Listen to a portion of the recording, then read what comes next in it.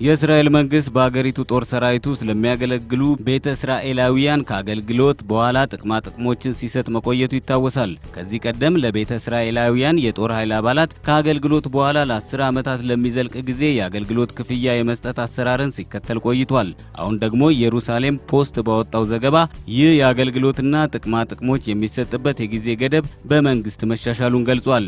የአገሪቱን የስደትና የማህበራዊ ውህደት መስሪያ ቤት የጠቀሰው ዘገባው ቤተ እስራኤላውያን ከጦር ኃይሉ ከተሰናበቱ በኋላ ለ15 ዓመታት ድጎማ እንዲደረግላቸው መወሰኑን ተናግሯል። ይህ ለቤተ እስራኤላውያን የጦር ኃይል አባላት የተሻሻለው አሰራር የማህበረሰቡን ተጠቃሚነት ይጨምራል መባሉ ተነግሯል። ቤተ እስራኤላውያኑ በቅርብ ዓመታት የእኩል ተጠቃሚነት የማግኘት ጥያቄ ሲያነሱ የቆዩ ሲሆን የሚደርስባቸውን አድሎና መገለል የተሞላበት አሰራር መንግስት እንዲያሻሽልም ጫና ሲያደርጉ ቆይተዋል። እስራኤል ዜጎቿን ብሔራዊ የውትድርና አገልግሎት እንዲሰጡ የምታደርግ አገር መሆኗ ይነገራል። ለቤተ እስራኤላውያኑና ለሌሎች የጦር ኃይሉ ባልደረቦች የሚደረገው የአገልግሎት ድጎማ መሻሻልም የአገሪቱን ሁለንተናዊ ወታደራዊ ጥንካሬ ያሳድጋል ሲል ዘገባው ይዘረዝራል።